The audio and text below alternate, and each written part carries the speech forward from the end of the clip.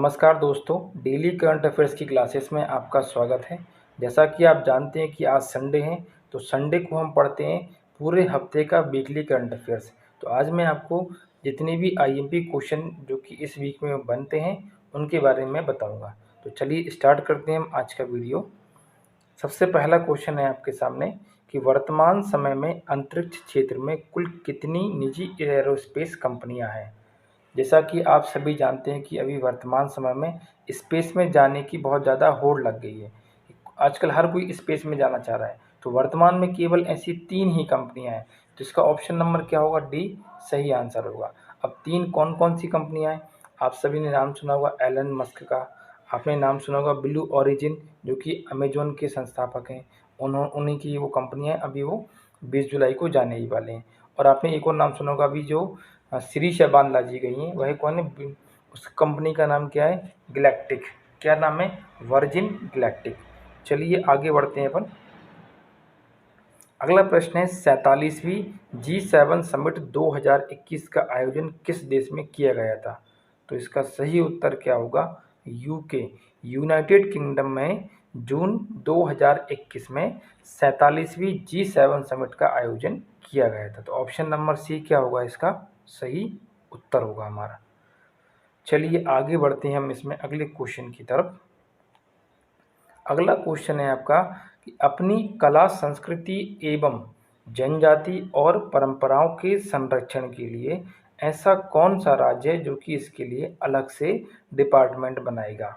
मतलब ये क्या बात कर रहे हैं हमसे कि संस्कृति होती है जो अपने राज्य की, जनजातियों की और उनकी जो परंपराएं होती हैं उनको बचाने के लिए एक अलग से डिपार्टमेंट कौन सा राज्य बनाने वाला है। तो इसका सही उत्तर क्या होगा? Option number C Assam. तो असम राज्य ऐसा पहला राज्य बन जाएगा जो कि इन सबके संरक्षण के लिए अलग से विभाग बनाएगा। ठीक है, चलिए अब इसमें हम आगे बढ़ते हैं।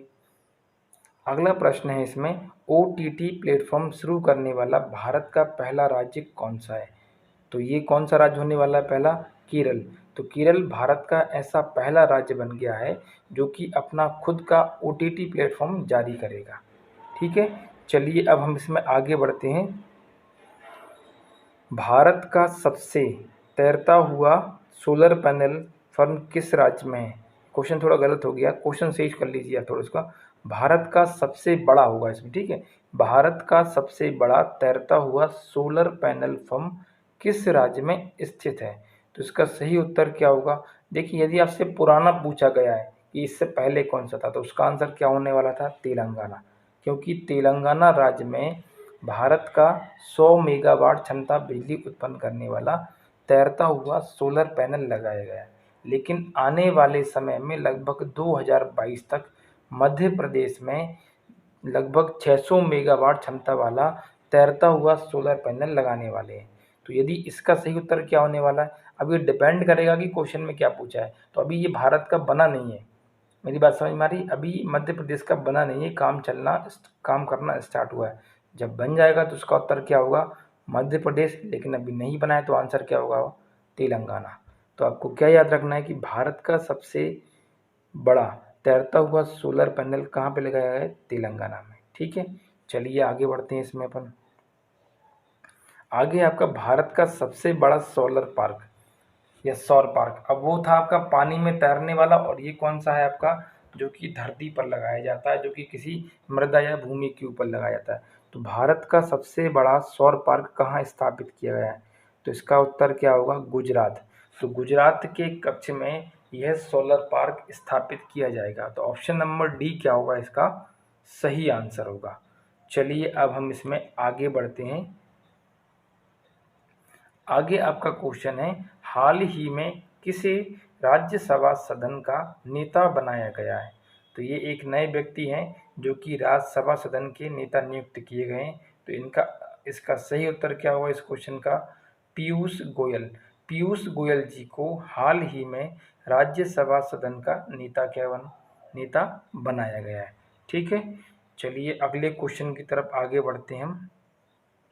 अगला प्रश्न है, हाल ही में नेपाल में नए प्रधानमंत्री बनाए गए, उनका नाम क्या है? तो आपको नाम इनका याद रखना है। ये क्वेश्चन लगभग मैं 4 से 5 बार पढ़ा चुका हूँ आपको, तो तो इसका ऑप्शन क्या होगा? ऑप्शन नंबर सी, शेर बहादुर देउबा हाल ही में नेपाल के नए प्रधानमंत्री बनाए गए हैं। ठीक है, चलिए अब हम इसमें आगे की तरफ बढ़ते हैं। अगला प्रश्न है, देश का पहला ग्रीन हाइड्रोजन मोबिलिटी प्रोजेक्ट कहाँ शुरू किया जा रहा है? तो इसका आपको आंसर याद रखना है कि देश का पहला ग्रीन मोबिलिटी प्रोजेक्ट जो कि हाइड्रोजन से संबंधित है, यह लद्दाख में शुरू किया जाएगा। कहाँ शुरू किया जाने वाला है? लद्दाख। तो लद्दाख क्या होगा? इसका सही उत्तर होगा, जो क्या है? Option number C. ठीक है, आपको ये बातें याद रखना है। चलिए आगे बढ़ते हैं अगले क्वेश्चन की तरफ। अगला प्रश्न है आपके लिए, अमेजॉन ने भारत में अपना पहला डिजिटल केंद्र किस राज्य में शुरू किया है? मतलब अभी शुरू तो नहीं हुआ, लेकिन शुरू होने के लिए उसने बता दिया है कि हम भारत में अपना नया डिजिटल केंद्र स्थापित करने वाले हैं। तो ये कहाँ पे स्थापित करेंगे? गुजरात राज्य में। गुजरात में कौन से शहर में करेंगे? सूरत में। तो गुजरात के सूरत शहर में अमेजॉन कंपनी अपना पहला डिजिटल केंद्र स्थापित करने वाली है। ठीक है, तो ये बात आपको इसमें याद रखना है। चलिए अब हम इसी में आगे बढ़ते हैं अगले क्वेश्चन की तरफ। अगला क्वेश्चन है आपका, विश्व मलाला दिवस कब मनाया जाता है? बहुत आईएमपी क्वेश्चन है, क्योंकि ये जो लेडी हैं बहुत ज़्यादा फेमस है और बहुत ज़्यादा चर्चित हैं, क्योंकि इनको 2014 में जो अपने भारत के, क्या नाम है उनका, एक मिनट, कैलाश सत्यार्थी जी, जो भारत के कैलाश सत्यार्थी जी हैं और जो पाकिस्तान की मलाला यूसुफाई, इन दोनों को संयुक्त रूप से वर्ष 2014 में शांति का नोबेल पुरस्कार दिया गया था। तो उसके लिहाजे से आपको ये बात भी याद रखना है कि विश्व मलाला दिवस कब मनाया जाता है। तो उसका सही उत्तर क्या होगा? 12 जुलाई। तो 12 जुलाई को प्रत्येक वर्ष विश्व मलाला दिवस मनाया जाता है। तो ऑप्शन नंबर बी क्या होगा? इसका सही उत्तर होगा। चलिए आगे बढ़ते हैं अपन। अंतर्राष्ट्रीय न्याय के लिए विश्व दिवस कब मनाया जाता है? मतलब जब हमें अंतर्राष्ट्रीय स्तर पर न्याय प्राप्त करना हो तो उससे संबंधित विश्व दिवस कब मनाया जाता है? तो इसका उत्तर क्या होगा?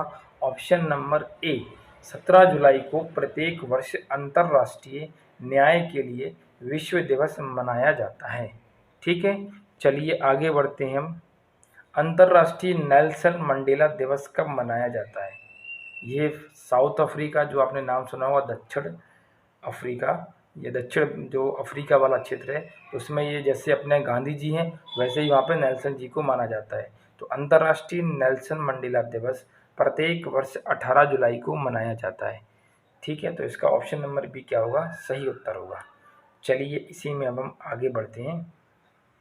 हाल ही में प्रशांत महासागर की गहराइयों में मिले दुर्लभ ऑक्टोपस का नाम क्या है? मैंने आपको ये पढ़ाया था, बहुत इंपॉर्टेंट क्वेश्चन है, क्योंकि जब भी कोई नई स्पीसीज खोजी जाती है तो उसके बारे में हमें पता होना चाहिए कि उसका नाम क्या रखा गया है। तो मैंने आपको एक इमेज के माध्यम से पहले बताया हुआ था कि एक कांच की आकृति का, मतलब एक ऐसा ऑक्टोपस खोजा गया है जिसके हम आर पार दे सकते हैं। मुझे बताइए, यदि हम किसी वस्तु के आर पार देख पा रहे हैं तो उसका नाम क्या होता है? क्या बोलते हैं उसको अपन? यदि आर पार दे रहा है, ट्रांसपेरेंट मतलब पारदर्शी। पारदर्शी मतलब क्या होता है? गिलास। तो इसका नाम क्या होगा? Option number D. तो उसका नाम क्या है? ग्लास ऑक्टोपस इसका नाम है, जिसके हम आर पार देख सकते हैं। ठीक है, चलिए अगले क्वेश्चन की तरफ आगे बढ़ते हैं अपन इसी में। हाल ही में अंटार्कटिका में खोजी गई पेड़ पौधों की नई प्रजाति का नाम क्या है? मैंने ये प्रजाति आपको पढ़ाई थी, क्योंकि इसे भारत की पंजाब यूनिवर्सिटी के द्वारा खोजा गया था। तो इसका जो नाम है वह क्या है? भारती। भारती क्यों नाम रखा गया है इसका? क्योंकि माँ सरस्वती जी का ये क्या है? पर्यायवाची। पर्यायवाची शब्द है, तो उन्हीं के नाम के पर्यायवाची शब्द के आधार पर इसका नाम रखा गया है। तो इस प्रजाति का नाम क्या होगा? भारती। ऑप्शन नंबर डी इसका क्या होगा? सही उत्तर होगा। चलिए अब इसी में हम आगे बढ़ते हैं। विश्व के सबसे बड़े तैरते सौर पैनल फर्म किस देश में लगाए जा रहे हैं? अब हम ये पूरे वर्ल्ड की बात कर रहे हैं। इंडिया की बात की थी तो क्या था आंसर? अभी तक तेलंगाना था, और आने वाले समय में 2022 तक उसका नाम क्या हो जाएगा? मध्य प्रदेश में लगेगा। ठीक है, और लेकिन ये पूरे विश्व की बात हमसे कर रहा है कि पूरे विश्व में सबसे बड़ा तैरता हुआ सोलर पैनल फर्म कहाँ पे लगाया जाएगा? तो इसका सही उत्तर क्या होगा? सिंगापुर। सिंगापुर देश में विश्व का सबसे बड़ा सोलर पैनल फर्म जो कि तैरता हुआ होगा उसको लगाया जाएगा। तो ऑप्शन नंबर सी क्या होगा इसका सही उत्तर होगा। चलिए अब हम आगे बढ़ते हैं इसी में। हाल ही में reserve bank of India RBI ने किस देश की कंपनी पर प्रतिबंध लगाया है जो कि बैंकों के क्रेडिट कार्ड, डेबिट कार्ड एवं वीज़ा से संबंधित है? ये भी आप बहुत ज़्यादा यूज़ करते हैं, आपने पढ़ा होगा मास्टर कार्ड या फिर वीज़ा कार्ड। ये कंपनी क्या करती है, जितने भी अलग अलग बैंक हैं उनको डेबिट कार्ड और क्रेडिट कार्ड इशू करवाती है कि आप हमारी कंपनी का डेबिट कार्ड लीजिए और इसको सभी ग्राहकों को इशू कीजिए। तो हाल ही में क्या कर दिया, आरबीआई ने इस पर प्रतिबंध लगा दिया क्योंकि उस कंपनी के पास जिन जिन ग्राहकों के डेबिट कार्ड और क्रेडिट कार्ड उपस्थित थे उनका डेटा उनके पास नहीं पाया गया। तो इसी बात से नाराज आरबीआई ने इस कंपनी पर अभी अस्थायी रूप से प्रतिबंध लगा दिया है। तो ये कंपनी कहाँ की है? अमेरिका की। कहाँ की है? अमेरिका की ये कंपनी है। तो इसका आंसर क्या होगा? ऑप्शन नंबर 20 का सही उत्तर होगा। चलिए अब आगे बढ़ते हैं। अगला क्वेश्चन है, दुनिया की सबसे बड़ी टेलीस्कोप किस देश में स्थित है? अब ये टेलीस्कोप क्या होता है? टेलीस्कोप एक ऐसा यंत्र होता है जिसकी सहायता से हम पृथ्वी पर रहकर अंतरिक्ष में जितने भी ये खगोलीय पिंड होते हैं उनको देखते हैं। तो ये कहाँ पर लगी है दुनिया की पहली सबसे बड़ी? तो ये लगी गई यूनाइटेड किंगडम में, यूके में। तो ये कुछ दिन पहले मैंने आपको बताया था और ये क्वेश्चन आपका यहाँ पे आ गया है। ठीक है, तो जितने भी ये क्वेश्चन हम पढ़ रहे हैं वीकली ये सभी इंपॉर्टेंट होने वाले हैं। हर 7 दिन में मैं आपको प्रत्येक संडे को जितने भी आपने 7 दिन में करंट अफेयर्स पढ़ा है उसके ऐसे वस्तुनिष्ठ ऑब्जेक्टिव टाइप क्वेश्चन मैं आपको करा दूंगा। यदि आप वीकली भी नहीं पढ़ पा रहे हो, पूरा डेली वाला करंट अफेयर्स नहीं पढ़ पा रहे हो, तो कम से कम ये वीकली पढ़ लेना, आपका पूरा इसमें कवर हो जाएगा। ठीक ठीक ठीक है, तो इसका ऑप्शन क्या होगा? ऑप्शन नंबर ए इसका सही आंसर होगा। ठीक है, चलिए आगे बढ़ते हैं अपन। अगला क्वेश्चन है इसमें, ऐसा कौन सा पहला खाड़ी देश है जो कि अपना दूतावास इजराइल में खोल रहा है? तो ऐसा कौन सा है? तो आपको इसमें याद रखना है यूएई। यूएई ऐसा पहला खाड़ी देश बन गया है जो कि अपना दूतावास इजराइल में खोलने वाला है। तो ऑप्शन नंबर डी इसका सही उत्तर होगा। ठीक है, चलिए आगे बढ़ते हैं हम इसी में। हाल ही में आयोजित फुटबॉल कप कोपा अमेरिका का खिताब किस देश के द्वारा जीता गया है? तो इसका सही उत्तर क्या होगा? अर्जेंटीना। तो अर्जेंटीना देश ने हाल ही में कोपा अमेरिका का खिताब अपने नाम किया है। ठीक है, तो आपको ये बात इसमें याद रखना है। चलिए आगे बढ़ते हैं अपन। भारत की ओर से कुल कितने खिलाड़ियों का दल टोक्यो ओलंपिक के खेलों में हिस्सा लेगा? बहुत ज़्यादा इम्पोर्टेंट क्वेश्चन है क्योंकि आपको ये पेपर की दृष्टि से याद रखना है, बहुत ज़्यादा ईएमपी है। तो इसका आंसर क्या होगा? 120। तो भारत की ओर से कुल 120 खिलाड़ियों का दल टोक्यो ओलंपिक के खेलों में हिस्सा लेने वाला है। तो ऑप्शन नंबर डी क्या होगा इसका सही आंसर होगा। चलिए आगे बढ़ते हैं अपन। आईसीसी के द्वारा आयोजित कराई जाने वाली टेस्ट चैंपियनशिप 2023 की मेजबानी कौन सा देश करेगा? अभी कहाँ पर हुई थी? 2021 की, ये कहाँ पर हुई थी? इंग्लैंड में आयोजित हुई थी। अब आने वाले समय में 2023 में ये कहाँ पे आयोजित कराई जाएगी? ये भारत में आयोजित कराई जाएगी, मतलब भारत इसकी मेजबानी करेगा। सबसे पहले कहाँ पर आयोजित हुई थी? इंग्लैंड में। ये होने वाली है दूसरी, कहाँ पर आयोजित होगी? ये भारत में आयोजित होगी। ठीक है, चलिए आगे बढ़ते हैं। और पहली वाली किसने जीती थी? न्यूजीलैंड ने। किसको हराकर? भारत को हराकर। ठीक है, चलिए आगे बढ़ते हैं। ICC player of the month June 2021 किसे दिया गया है? मैंने आपको बताया था कि 2021 से आईसीसी क्या कर रही है कि हर एक महीने के जो भी खिलाड़ी होते हैं जो अच्छा परफॉर्मेंस करते हैं क्रिकेट में, उनको आईसीसी क्या करती है? प्लेयर ऑफ द मंथ का अवार्ड देती है। तो इस बार ये अवार्ड किसको दिया गया है? जून 2021 का। तो जून 2021 का ICC player of the month award Devon Conway और सोफी एक्सेस्टोन को दिया गया है। तो इसका ऑप्शन नंबर क्या होगा? सी। ए एवं बी दोनों इसके क्या होंगे? सही आंसर होगा। तो ऑप्शन नंबर सी क्या होगा इसका सही उत्तर होगा। और यदि आपसे पूछें कि ये खिताब पाने वाले पहले खिलाड़ी कौन बने थे, तो वह कौन थे? भारत के जो बल्लेबाज हैं, जो विकेट कीपर भी हैं, वही कौन है? ऋषभ पंत। तो यदि आपसे पूछा जाए कि आईसीसी के द्वारा शुरू किए गए player of the month award को प्राप्त करने वाले पहले खिलाड़ी कौन थे, तो उसका नाम क्या था? उसका नाम क्या है? ऋषभ पंत। ठीक है, ये भारत के खिलाड़ी है और आपको ये बात इसमें याद रखना है। चलिए आगे बढ़ते हैं इसी में अपन। टेनिस का चर्चित ग्रैंड स्लैम जूनियर विंबलडन खिताब किस पुरुष खिलाड़ी के द्वारा जीता गया है? जरा ध्यान से पढ़िएगा क्वेश्चन। मैंने आपसे पूछा है जूनियर विंबलडन खिताब, तो ये जीता गया है किसके द्वारा? समीर बैनर्जी के द्वारा। तो आपको इसका नाम याद रखना है। तो ऑप्शन नंबर ए इसका क्या होगा? सही उत्तर होगा। चलिए आगे बढ़ते हैं। टेनिस में ही हम आगे बात करते हैं। टेनिस का चर्चित ग्रैंड स्लैम विंबलडन खिताब किस पुरुष खिलाड़ी के द्वारा जीता गया है? ये आपका सीनियर वाला है, वो पहले मैंने पूछा था वो कौन सा था? जूनियर था। तो सीनियर पुरुष खिलाड़ी का ग्रैंड स्लैम विंबलडन किसके द्वारा जीता गया है? ये मैंने आपको बहुत बार बताया है। आंसर क्या होगा? ऑप्शन नंबर बी, नोवाक जोकोविच। ठीक है, यदि आपसे पूछा जाए कि फ्रेंच ओपन किसने जीता है 2021 का, तो वो भी किसने जीता है? नोवाक जोकोविच ने जीता है। ठीक है, तो आपको ये बातें इसमें याद रखना है। चलिए आगे बढ़ते हैं। इसी में हम आगे बात करते हैं कि महिलाओं का जो ग्रैंड स्लैम होता है विंबलडन, वो किसके द्वारा जीता गया है? ये क्वेश्चन भी मैंने आपको बताया है। तो इसका आंसर क्या होगा? Ashleigh Barty. एशले बार्टी ने हाल ही में महिला खिलाड़ियों के द्वारा आयोजित होने वाले ग्रैंड स्लैम विंबलडन का खिताब अपने नाम किया गया है। ये ऑस्ट्रेलिया की खिलाड़ी हैं और आपको ये बात इसमें याद रखना है। इससे पहले ये क्रिकेटर हुआ करती थी, मतलब पहले ये क्रिकेट खेलती थी। क्रिकेट को छोड़ने के बाद में इन्होंने फिर टेनिस खेलना शुरू किया और टेनिस में ये इनका पहला ग्रैंड स्लैम है और जिसका नाम क्या है? विंबलडन। नाम क्या है इनका? Ashleigh Barty. ठीक है, चलिए आगे बढ़ते हैं अपन। अगला क्वेश्चन है आपका, हाल ही में T20 क्रिकेट में सबसे ज़्यादा रन बनाने वाले बल्लेबाज क्रिस गेल किस देश के खिलाड़ी हैं? देखिए आप ज़रा मेरी बात सुनिए। आप सभी क्रिस गेल को तो जानते ही हैं। जो भी बच्चा या स्टूडेंट है जो क्रिकेट खेल को देखता है, जो क्रिकेट प्रेमी है, वो क्रिस गेल को ज़रूर जानते होंगे। ये वेस्ट इंडीज़ के खिलाड़ी हैं जो बहुत ज़्यादा विस्फोटक हैं। इन्होंने हाल ही में क्या किया है? T20 क्रिकेट के इतिहास में सबसे ज़्यादा रन बनाए हैं। जैसे हम यदि बात करें वनडे, वनडे और टेस्ट में सबसे ज़्यादा रन किसने बनाए? तो वह कौन है? सचिन तेंदुलकर। यदि आपसे पर्टिकुलरली पूछा जाए कि T20 क्रिकेट का सचिन तेंदुलकर कौन है, तो आंसर क्या होगा?